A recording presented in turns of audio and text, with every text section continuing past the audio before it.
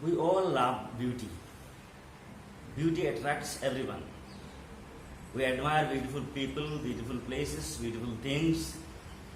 So our poem today is A Thing of Beauty. The name may appear to be something very simple, but when you study this poem, then you will find that our idea of beauty, our concept of beauty is something superficial. Keats will take us to a world where he will discover beauty in certain things in which we have never bothered about beauty. This will tell us about Keats's idea of beauty. So, before we go through the poem, there is a brief introduction of the poet and the poem. Let us see this in the textbook. It is there. A Thing of Beauty by John Keats. John Keats was born in 1795 and died in 1821. He was a British romantic poet. Although trained to be a surgeon, Keats decided to devote himself wholly to poetry. Keats' secret, his power to sway and delight the readers, lies primarily in his gift for perceiving the world and living his moods and aspirations in terms of language. The following is an excerpt from his poem Endymion, a Poetic Romance. The poem is based on a Greek legend in which Endymion, a beautiful young shepherd and poet who lived on Mount Latmus, had a vision of Cynthia, the moon goddess. The enchanted youth resolved to seek her out and so wandered away through the forest and down under the sea. This is the brief introduction to the poet and the poem. John Keats is a familiar name because he is one of the romantic poets, and Romanticism is a movement that started in the field of English poetry in the late 18th century. And John Keats was one of the prominent poets in this field. What makes Keats different from others, what gives him a different identity, is the fact that his idea of beauty is quite unique. He finds beauty in things where, I have already told you, where we people rarely bother to find any beauty. This is what you will find in this poem. So, interesting thing is that he lived just for 25 or 26 years at best. Born in 1795 and died in 1821. But for those 25 years he lived in such a way that he is still living throughout the whole world in human hearts, in the hearts of those people who love literature and poem. And he was initially a surgeon, a medical practitioner, but his love for literature and particularly poetry was so much that he abandoned that profession to become a full-time poet. So, some important things you have to keep in mind while studying this poem. Those are that this poem is actually taken from a long poem written by Keats. The name of that poem is Endymion, a Poetic Romance. Endymion, a Poetic Romance was the original poem, a long poem written by Keats, and this A Thing of Beauty is just a part from it. It is an excerpt. Excerpt, E-X-C-E-R-P-T. Excerpt means a part, a portion from a story or from a film, from a video that is called an excerpt. So, A Thing of Beauty is an excerpt from the long poem Endymion, a Poetic Romance by John Keats. What was the background of that long poem? The story behind that poem is that it is based on a Greek legend. What is a legend? A legend is a very ancient story involving some heroic personalities, their heroic deeds, like the way we have in India the story of Ramayana, where Rama and Sita are legendary characters. So this poem was written on a Greek legend. What was the legend? According to a very old traditional Greek story, there was a person called Endymion. He was a shepherd, at the same time a poet, and he once had a vision of Cynthia. Cynthia, who was Cynthia? Cynthia was the moon goddess. In Greek mythology, in Greek way of life, they have multiple gods and goddesses. Cynthia was one such god, and when Endymion had a vision of Cynthia, he saw Cynthia then he became mad after her and he wanted to have her. And to find her out, he made resolutions. He was determined to travel. He traveled across the whole world, in land, in sea, everywhere he went to find her out, to find Cynthia out, to get her. That is the traditional Greek story, the Greek legendary story of Endymion and Cynthia. On the basis of that story, Keats wrote the poem Endymion, a poetic romance, and from that long poem, A Thing of Beauty is a small part only. So then, let us start reading the poem. A thing of beauty is a joy forever. This is the first line. A thing of beauty is a joy forever. Its loveliness increases. It will never pass into nothingness, but will keep a bower quiet for us, and a sleep full of sweet dreams, and health, and quiet breathing. Therefore, on every morrow, are we wreathing a flowery band to bind us to the earth, spite of despondence, of the inhuman dearth of noble natures, of the gloomy days, of all the unhealthy and overdarkened ways made for our searching. Yes, in spite of all, some shape of beauty moves away the pall from our dark spirits. Such the sun, the moon, trees old and young, sprouting a shady boon for simple sheep, and such are daffodils, with the green world they live in, and clear rills, that for themselves a cooling covert make, gainst the hot season, the mid-forest brake, rich with a sprinkling of fair musk-rose blooms, and such too is the grandeur of the dooms we have imagined for the mighty dead. All lovely tales that we have heard or read, an endless fountain of immortal drink, pouring unto us from the heavens' brink. That is the poem. The poem has 24 lines. And the very first line, it's very simple. A thing of beauty is a joy forever. And this line is not only the opening line of the beautiful poem by Keats, it is almost a proverb nowadays. A thing of beauty is a joy forever. And this very line itself is a thing of beauty. In the poem, The Daffodils by William Wordsworth, you must have studied it, that Wordsworth said that many years ago he had witnessed some daffodils, and after so many years its influence on him is so much that when he is in a sad mood, when he is all alone, there is no companion with him, he is very sad. At that time, just the memory of those daffodils bring him back to a state of happiness.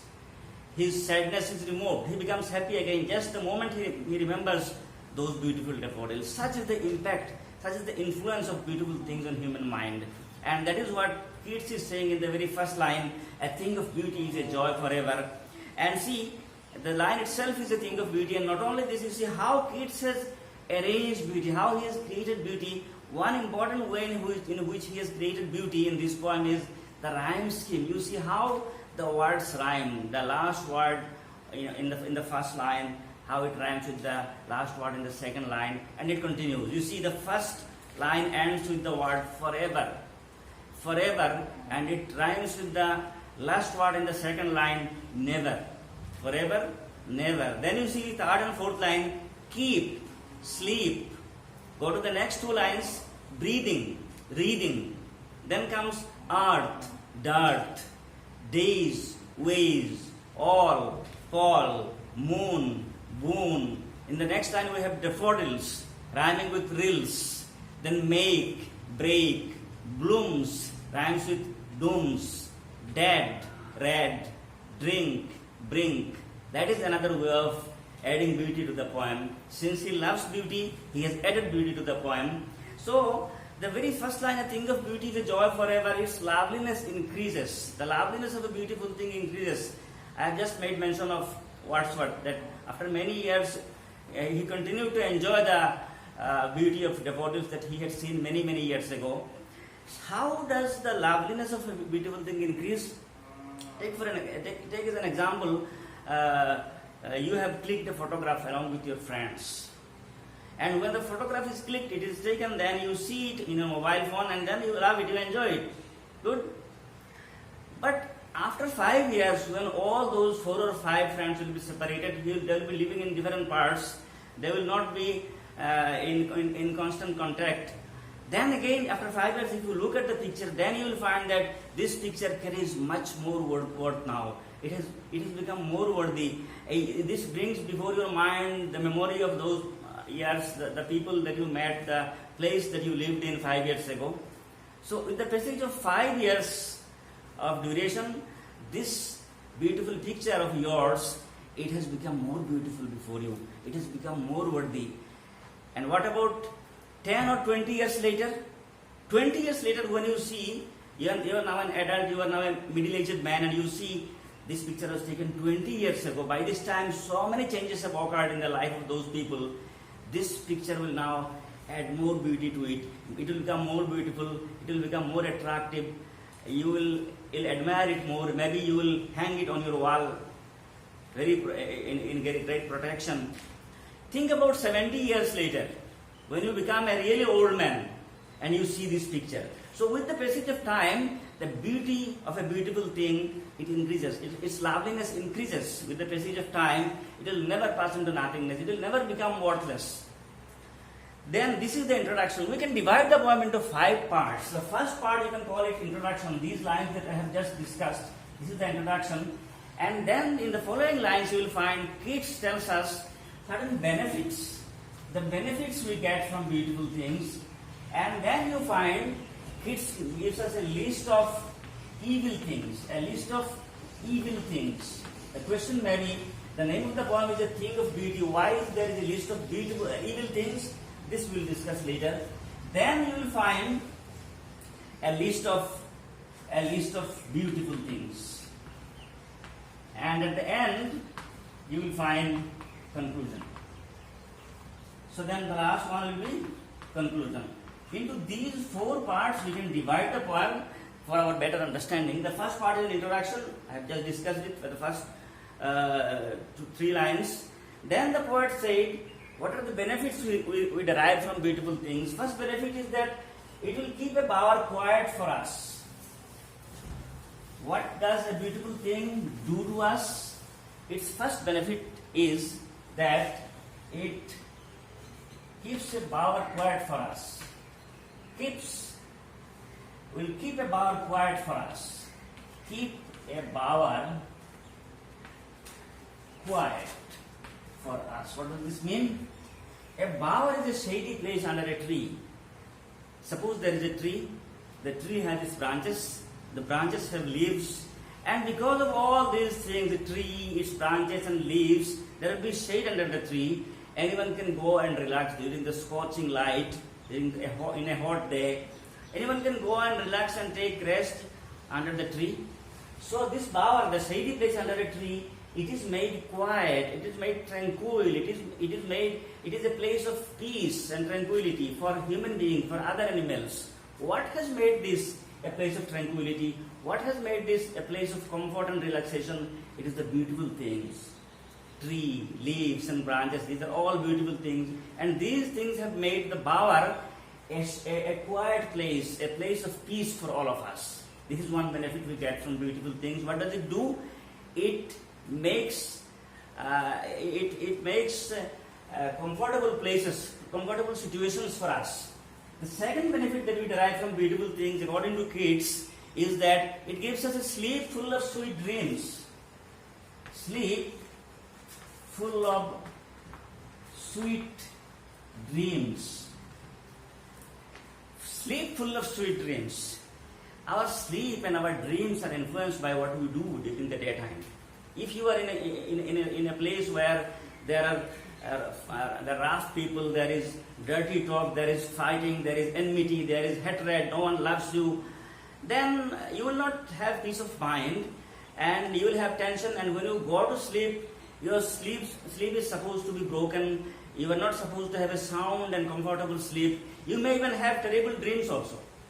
But on the other hand, if you live in a place where there are good people, where there is nice talk and people around you, they love you, there is beauty in nature, there is beauty in human behavior, there is beauty everywhere, then you are supposed to have peace of mind. And when you go to sleep with such a peace of mind, then you are supposed to enjoy your sleep. You are supposed to have beautiful dreams. One benefit of beautiful things is that they give us sleep full of sweet dreams. another benefit that we can derive from beautiful things is that they gives us good health. Yes, it will give us health, no doubt, because if you live in a surrounding where there are plantation, there is this greenery and there is growth and there is no garbage, there is no dirt, there is no foul smell, it will have its influence on your health. You will have good physical health and mental health as well. And another benefit, the last benefit that Keats makes mention is it gives us quiet breathing. What is this quiet breathing? Quiet breathing means breathe is this respiratory activity, inhaling and exhaling of air. Quiet breathing means it will be sound breathing, healthy breathing. Your whole system, respiratory system, will not make any unwanted sound. There will be coolness, there will be comfort. So good health you will enjoy. These are 4 major benefits according to Keats that we derive from beautiful things. They keep the power quiet for us. They give us a sleep full of sweet dreams. They give us good health. They give us quiet breathing. Now the question is, since we have realized, in Keats' view, since we have realized that yes, beautiful things influence our life in such ways, what is our job then? What should be our duty then? Our duty should be to create intimacy with beautiful things, because these beautiful things, they make us happy. So they are our friends. We have to establish a very sound relation with them. That is why the Keats is saying, therefore on every morrow are we wreathing a flowery band to bind us to the earth. Every morrow. Morrow means morning. Morrow means morning. The Keats is saying that therefore, since we have realized that beautiful things are so essential for our life, they help us in so many ways. Therefore, what do we do? Keats says that are we reading? Are we reading means we are reading. Read. W-R-E-A-T-H. Read means to create a band. What is this band? Band means something like a chain where you put one flower after another. A floral band it is. Sometimes if a guest is visiting your institution, you may offer him a floral band. So the Keats says that since we have realized that beautiful things are essential, they help us in many ways. So every morning we read a flowery band. We create a band of flowers to bind us to the earth. What do we do with this flowery band? With this flowery band, we bind us to the earth. This line should not be understood in its literal sense, because here there is an underlying meaning that we should understand. What is it? By this, Keats means to say that since we human beings have realized the need of beautiful things in our life, the contribution they make to make our life happy, what should we do? Keats' view is that we should work for creating an intimate relation between human beings and nature. That the same thing Wordsworth also told in his other poems, that nature has a holy plan, that man should live in communion with nature, man should live in proximity with nature. There should be an intimacy between nature and human beings. This is what Keats is saying, that since we have realized the need of beautiful things, the importance of beautiful things in our life, we have to create a close bond between human beings and nature. That is what he wants to convey with these lines. Now Keats gives us a list of unhealthy things, evil things, and they are also 4 in number. List of evil things. List of evil things. What are those? They are spite of despondence. Spite of despondence. What is the spite of despondence? The word spite should here be understood as, one meaning is in spite of. Another meaning of spite may be envy. Despondence means desperation or hopelessness. Desperation or hopelessness. Keats is saying that there are certain things that make our life miserable, and the first thing is spite of despondence. What is this spite of despondence? Spite of despondence means when people become desperate, when people become hopeless, they can't achieve anything in life, and when they cannot achieve anything in life, they start losing their hope, and then they start feeling jealous towards others. Then they start having envy towards others, towards those people who are enjoying life, who are having achievements. So when you fail to achieve things, you start feeling jealous towards other people who are achieving.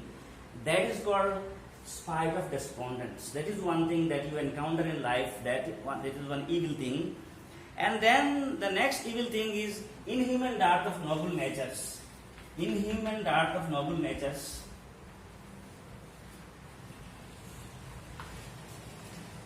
What is this thing? Inhuman dart of noble natures. This is one evil thing in life. Noble nature means good quality. Dart means absence or lacking. You will find among many people that good qualities are absent. They are lacking in good qualities. So much absent it is. They are lacking in good qualities to such an extent that it is inhuman. That for a human being there should not have been so little qualities. There should have been some more qualities. But human beings often have very little human qualities. People are there who will cheat you. They will give you a duplicate currency note, or while purchasing things they will give you the wrong thing. They will cheat you. So these are the examples of how good qualities are absent. Good qualities are rare. That is one thing that makes us miserable. If you become a victim of such a situation where you were cheated, then you will definitely feel bad. These are the things that make our life miserable. Then the next thing that makes our life miserable is that it is gloomy days. Yes, sometimes you will find that your life becomes gloomy. Gloomy days means your life becomes sad. You don't find any enlightenment, any hope, any brightness in your life. There is only darkness. There is only hopelessness. So your life becomes gloomy. Then the next thing that makes our life miserable, the poet said, that is, it is unhealthy and over-darkened ways. Unhealthy and over-darkened ways. What is this? Unhealthy and over-darkened ways made for our searching. This searching means we have to search many things. When you take admission in a college, you have to search which college is best for you. Then when you want to get a job, you have to search. You have to search for the job. So in search means whatever things we do for our living. And whenever you want to earn money, you want to get a job, you apply for a job, you are getting ready for an interview, then you find that there are some other people who are taking some unhealthy and over-darkened ways. You are going in a genuine way, but there are people who get a forged certificate. They try to bribe the officer to get the job.